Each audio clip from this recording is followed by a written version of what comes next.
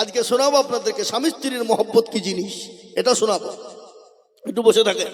মুসলমান দরদি হযরত জাফর ইবনে আবু তালিব তিনি চললেন, বাড়িতে গিয়ে দেখছেন বিবি কোরআনে কারিমা তেলাওয়াত করে। বলে, বিবি রে, আমি তোমার স্বামী এসেছি, জাফর তুমি আমার সালামটা না। বিবির সালামটা নিলে কোরআনটা বন্ধ করো। বিবি কোরআনটা বন্ধ করলো। বলে, বিবি রে, আমি তোমার স্বামী জিহাদের ময়দানে চলে গেলাম, আমার জন্য তুমি দোয়া করো। বিবি হাতটা তুলে দোয়া করবে, জাফরের কাছে চলে বলো মঙ্গ তরবারি উল্টো পিঠ দিয়ে আঘাত করে বলল, বিবি রে, তুমি আমার জন্য দোয়া করো না, তোমার তো আল্লাহ দরবারে কবুল হবে না। বলে, কেন? আমার আল্লাহ আমাকে দ্বিতীয় সেনাপতি তৈরি করেছে, আমার আগেও একজন, আমার পরেও একজন। ও বিবি, তোমার দোয়া কবুল হবে না। আমি ইসলামের জন্য যাদের ময়দানে চললাম, আমার ছেলেগুলাকে তুমি মানুষ করে তাদেরকে যাদের ময়দানে যাওয়া তুমি তৈরি করো। হযরত জাফর তিনি বাড়ির দিকে রওনা হয়ে গেলেন। পেছনের দিকে ছেলে মেয়েরা বিবির আপনার কাটা কবিতরের মতো, কাটা কবিতর যেমন, কাটা মুরগি যেমন জমিনে পড়ে ছটপট ছটপট ছটপট ছটপট করে, হযরত জাফরের বিবি ছেলে মেয়েরা জমিনে পড়ে তারা ছটপট ছটপট ছটপট আব্বু আব্বু বলে ডাক দেয়। জাফর রাদিয়াল্লাহু তাআলা আনহু একটা বারের জন্য পেছনের দিকে এরকম করে ঘুরিয়ে দেখলেন না। নারায়ে তাকবীর, নারায়ে তাকবীর। হযরত জাফর রাদিয়াল্লাহু তাআলা আনহু তিনি চলে গেলেন যাদের ময়দানে দ্বিতীয় খলিফা, দ্বিতীয় সেনাপতি। তৃতীয় সেনাপতির নাম হলো হযরত আব্দুল্লাহ ইবনে রাওহা। নতুন বিবাহ করেছে, বিবির চেহারা কান তার মনে নাই, বিবিরও চেহারা কান মনে নাই স্বামীর চেহারা। বিবিকে বাড়িতে গিয়ে দেখছেন বিবি কোরআন তেলাওয়াত করে, স্বামীর অপেক্ষায় রয়েছে। বিবিকে বললেন, বিবি রে, আমি তোমার স্বামী আব্দুল্লাহ ইবনে রাওহা এসেছি, আমার সালামটা একবার নাও, আর আমার জন্য তুমি একটু দোয়া করবা, আমি জিহাদের ময়দানে চলে গেলাম। বিবিকে বললেন, বিবি রে, আমার জন্য দোয়া করবা। বিবি পেছন থেকে ঘরের ভিতর দিকে দাঁড়িয়ে বললেন, স্বামী গো, আমি যাতে আপনার জন্য দোয়া করবো, আপনাকে বাধা দিব না। স্বামী, আপনি জিহাদের ময়দানে যাবেন, যান, আপনি একটা বাড়ির জন্য ভিতরে আপনি ঢুকে আসুন, আমি আপনার চেহারা কান দেখবো, আপনি আমার চেহারা কান দেখবেন। জিহাদের ময়দানে যদি আপনি শহীদ হয়ে যান, কিয়ামতের দিন আমি আপনার চেহারা কানে জানে খুঁজে পেয়ে যাই। জাফর বললে, বিবি রে, এই উদ্দেশ্য যদি তোমার হয়, হাজার ঘোড়ার ভিতরে একটা ঘোড়াও যদি সাদা থাকে, বলো বিবি তুমি খুঁজে পাবে কিনা? বলে, অবশ্যই আমি পাবো। বলে, বিবি রে, তুমি চিন্তা করো না, অবশ্যই তুমি আমাকে খুঁজে পেয়ে যাবে। নারায়ে তাকবীর, নারায়ে তাকবীর। কোরআন হাদিসের আলো, কোরআন সুন্নাতের আলো, হযরত জাফর হযরত আব্দুল্লাহ ইবনে রাওহা বললেন, বিবি রে, আমি তো ভিতরে যেতে পারবো না। বলে, কেন? আমি যদি তোমার কাছে ভিতরে চলে যাই, তুমি আমাকে প্রেম নিবেদন করবা, আর আমি তোমার প্রেমে পাগল হয়ে যাব, আর আমি জিহাদের ময়দানে যেতে পারবো না। ও বিবি, আমি তৃতীয় সেনাপতি হিসাবে আমার নবী আমাকে নিযুক্ত করেছে রে বিবি, আমি তোমার ভিতরে ঢুকতে পারবো না।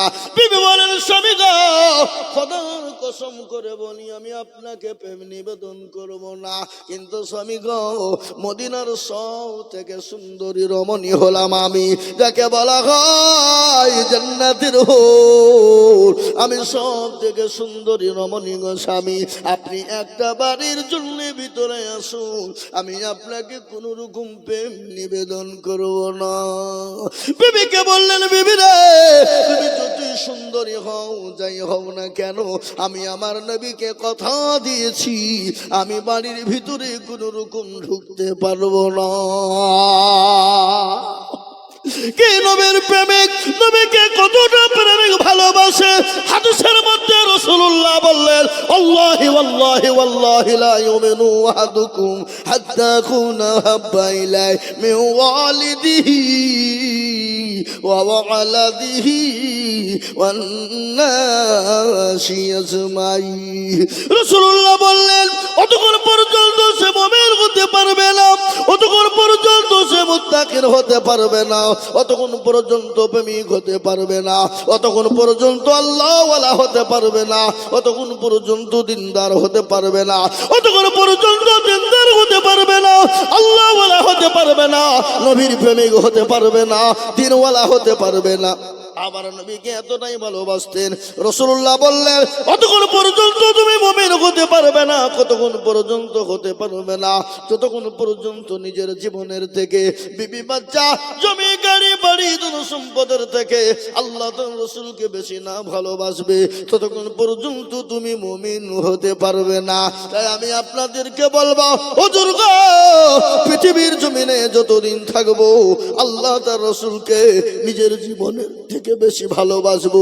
বললেন কোরআনের মালিক আমি আল্লাহ, পৃথিবীর জমিনে কেউ যদি কোরআনের বিরোধিতা করে আমি আল্লাহ তাকে দুনিয়ার জমিনে ধ্বংস করে দিব।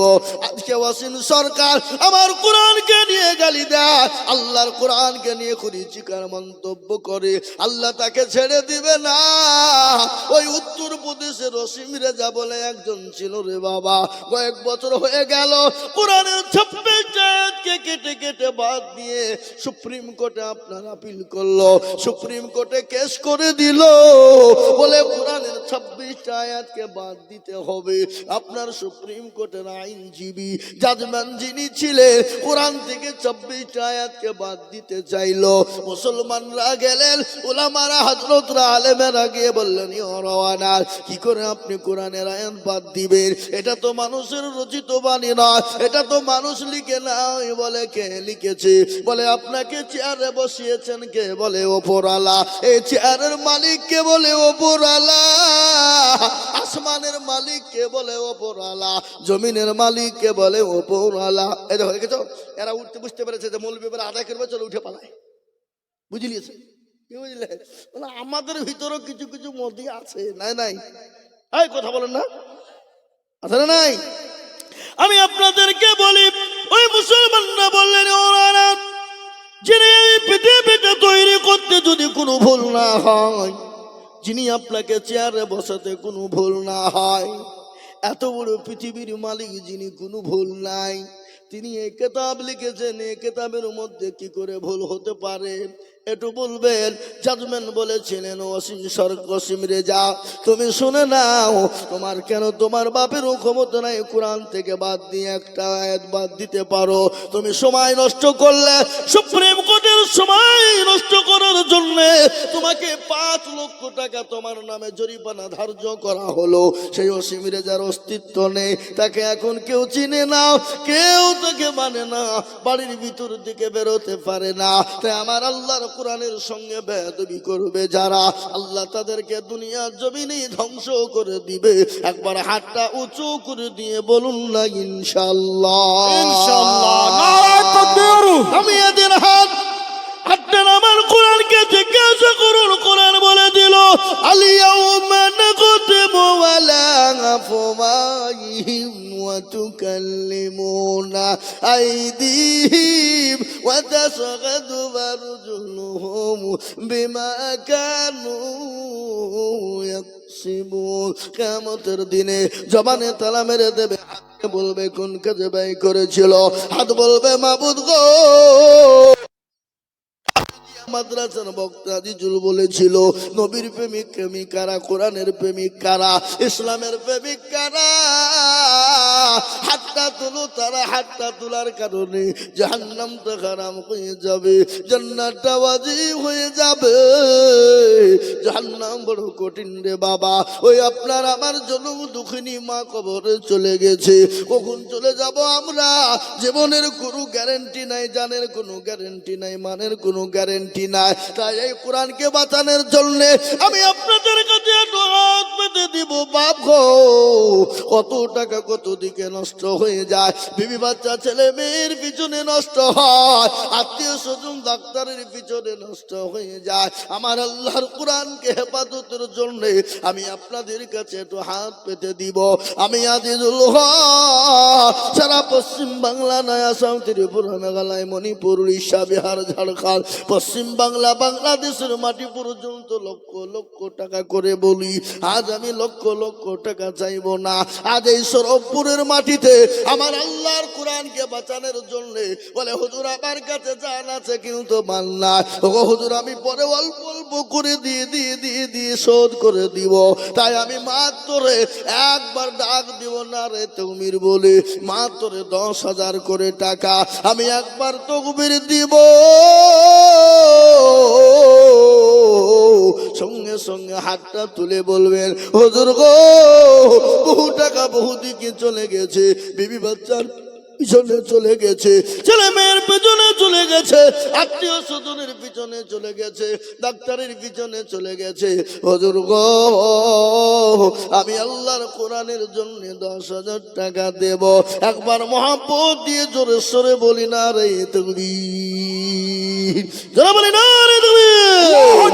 ইনশাআল্লাহ এই মজলিসের ডানে বাঁয়ে পিছনে সামনে উপরে নিচে আল্লাহর বান্দা দ্বীনের প্রেমিক ইসলামের জন্য, আল্লাহর কোরআনকে খিদমত করার জন্য, আল্লাহর কোরআনকে টিকিয়ে রাখার জন্য, অনেকের জন্ম দুঃখিনী মা, অনেকের বাপ, অনেকের সন্তান কবরে চলে গেছে, তাদের রুহের মাগফিরাতে আমার আল্লাহর কোরআনের খিদমতের জন্য আমি আপনাদের কাছে মাত্র 10টা করে 1000 টাকা চেয়েছি বাবা। এই মজলিসের ভিতরে ডানে বাঁয়ে পিছনে সামনে উপরে একটু হাতটা তুলে দিয়ে বলবেন হুজুর গো, আমার কাছে জান আছে মাল নাই, ও হুজুর আমি আল্লাহর কোরআনের জন্য পরে অল্প অল্প করে দিয়ে দেব। তাই সর্বপ্রথম 10,000 টাকার দাতা ইনশাআল্লাহ আজকে সরবপুরের মাটিতে ইনশাআল্লাহ আল্লাহর কোরআনের মহব্বতে, আল্লাহর কোরআনকে টিকিয়ে রাখার জন্য ইনশাআল্লাহ সর্বপ্রথম একজন দরদি ডানে বাঁয়ে পিছনে সামনে উপরে নিচে, বাপজি, ভাই, মা, খালা, বোন, শোনা, সকলকে বলবো মাত্র 10,000 টাকা দিয়ে আল্লাহর কোরআনের জন্য হাতটা উঁচু করে দেব। একজন দরদি একটু হাত তুলে দিয়ে বলুন ইনশাআল্লাহ। জি, এমন কোন আল্লাহর বান্দা নাই, এমন কোন নবীর প্রেমিক নাই, এমন কোন কোরআনের খিদমতের জন্য, কোরআনের মহব্বতে এ সরবনগরের মাটিতে এ দরদি গো এমন কোন আল্লাহওয়ালা হবে না। সর্বপ্রথম 10,000 টাকা দিয়ে আমার আল্লাহর কোরআনের খিদমতের জন্য একটু হাতটা উঁচু করে দিয়ে বলুন না ইনশাআল্লাহ। মাস্টার, ডাক্তার, ব্যবসায়িক, জমিদার, পয়সাওয়ালা, গাড়িওয়ালা, বাড়িওয়ালা, আল্লাহওয়ালা, দিনওয়ালা, ইমানওয়ালা, কলমাওয়ালা একজন দরদি কে বলবো বাবা, এ আল্লাহর গোলাম, আল্লাহ রাস্তায় দিলে কোনোদিন কমে যাবে না, আল্লাহ রাস্তায় দিলে আল্লাহ বাড়িয়ে দিবে, কমে যাবে না। তার আমি প্রমাণ আপনাদেরকে একটু দিয়ে দিই বাবা। মুর্শিদাবাদের মাটিতে একটা মসজিদ হবে বলে ঘোষণা হয়ে গেল। কেউ বলছে 80 কোটি দিব, কেউ বলে 1 কোটি দিব, কেউ বলে 1 লাখ, কেউ বলে 2 লাখ, কেউ বলে 10 লাখ, কেউ বলে 20 লাখ, কেউ বলে 50 লাখ, কেউ বলে 100 গাড়ি ইট, কেউ বলে 200 কুইন্টাল রড, কেউ বলে 1000 সিমেন্ট দিব। ওই মুসলমান, এটা হলো মুসলমানদের আবেগ, এটা হলো মুসলমানদের দিল, এটা হলো মুসলমানদের অন্তর। এ বাবা, আল্লাহ রাস্তায় দিলে কোনোদিন কমে যায় না, আল্লাহ রাস্তায় যত দিব আমার আল্লাহ এর বদলায় আল্লাহ মাল বাড়িয়ে দেবে। তাই আমি বলবো এই সরবপুরের মাটিতে একজন আল্লাহর বান্দা সর্বপ্রথম আল্লাহর কোরআনকে ভালোবেসে নবীর প্রেমিক মাত্র 10,000 টাকা দিয়ে বলবো হুজুর গো, ডাক্তারের দোকানে বহু টাকা দিয়েছি, বিবি বাচ্চা ছেলে মেয়ে আত্মীয় স্বজন বন্ধু বান্ধব ডাক্তারের দোকানে হাজার হাজার নষ্ট করেছি। আমি আল্লাহর কোরআনের জন্য আমি ইনশাল্লাহ আমি অল্প অল্প করে দিয়ে 10,000 টাকা শোধ করব। এমন কোন আল্লাহর গোলাম, এমন কোন নবীর প্রেমিক একজন দরদি গো একটু হাতটা উঁচু করে দিয়ে আমার আল্লাহকে দেখিয়ে দিয়ে বলি ইনশাল্লাহ। এবার হবে না শোনা? সরবপুরের মাটিতে এমন কোন দরদি একজন নাই, এমন কোন আল্লাহওয়ালা নাই, এমন কোন নবীর প্রেমিক নাই। আমার আল্লাহর কোরআনের জন্য 10,000 টাকা দেব। ও দরদি আমি আপনাদেরকে একটু শোনাই রে বাবা, আল্লাহ রাস্তায় যত দিব আল্লাহ বানিয়ে দিবে। আজকে আপনার জন্ম দুঃখিনী গর্ভধারিণী মা, আপনার মা জননী, যে মা নামাজ নদিন আপনাকে গর্বে করে নিয়ে বেড়ালো, যে মা নামাজ নদিন রাত্রি ঘুমায় না, যে মা রাত্রিতে বসতে পারে না, খেতে পারে না, শুতে পারে না, যে মা একটা দিন মানে 1 বছরের সমতুল্য, যে মা রাত্রিটা মানে 1 বছর রাত্রির সমতুল্য, ওই মা যখন নামাজ নদিন হয়ে যায়, গর্ভধারিণী মা স্বামীকে ডেকে বলেন, স্বামী গো আমি আপনার সঙ্গে যদি কোন রকম কোন বেয়াদবি করি, আপনি আমাকে আল্লাহর রাস্তায় ক্ষমা করবেন, মাফ করে দিবেন। স্বামী গো আমার কলিজার সন্তানদেরকে রেখে গেলাম, আমার কলিজার সন্তানদেরকে আপনি লালিত পালিত করবেন। ওই মা যখন অপারেশন থিয়েটারে চলে যায়, মায়ের শরীরটা শুকিয়ে যায়, মায়ের সামনে যদি সমুদ্রের পানিটা এনে দেওয়া হয়, ওই মা মনে হয় সমুদ্রের পানিকে শেষ করে ফেলবে, তার শরীরটা তত্তর করে কাঁপে।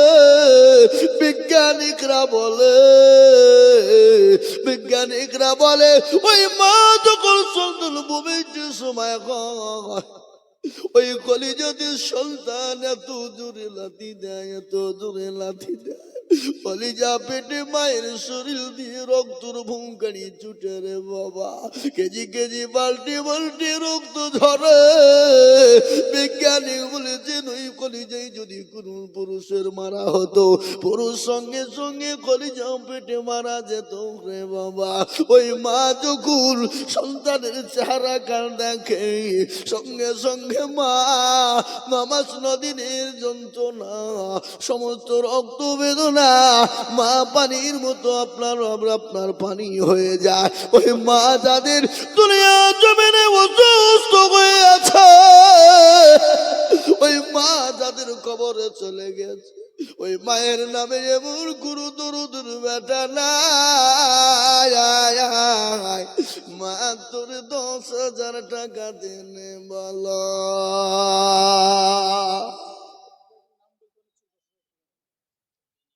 আল্লাহ বলেন নবী আপনি চিনেন না, যাদেরকে বন্ধু মনে করেন ওরা বন্ধু নয়, ওরা হলো পাকা মুনাফিক।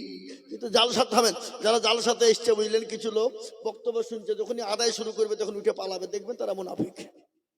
কি ফিক জোরে বলুন, হ্যাঁ কি নাম? সুবহানাল্লাহ, জোরে বলেন নারে তাকবীর, আল্লাহু আকবার, আর তো জোরে বলেন নারে তাকবীর। বেনামিতে দুটো 10,000 হয়ে যাবে। যে আল্লাহু আকবার হাতটা দিলে দোয়া করবো, বাপ এক্ষুনি দোয়া করবো, কিন্তু আর একটা 10,000। 3 নম্বরে নবী বললেন মান তামাসসাকা বিসুন্নতি ইনদা ফাসাদি উম্মতি ফালাহু আজরুন মিয়াতিন শাহীদিন। নবী আমার বলে গেলেন ফিতনার জামানায় যারা নবীর একটা সুন্নতকে জিন্দা করে দিবে, তার আমলনামায় আল্লাহ 100 শহীদের মর্যাদা দিয়ে দেবে। বলে হুজুর গো আমার কাছে জানাতে মাল্লাই, ও হুজুর আমি পরে অল্প অল্প করে দিয়ে সারা বছরের মধ্যে শোধ করে দিব।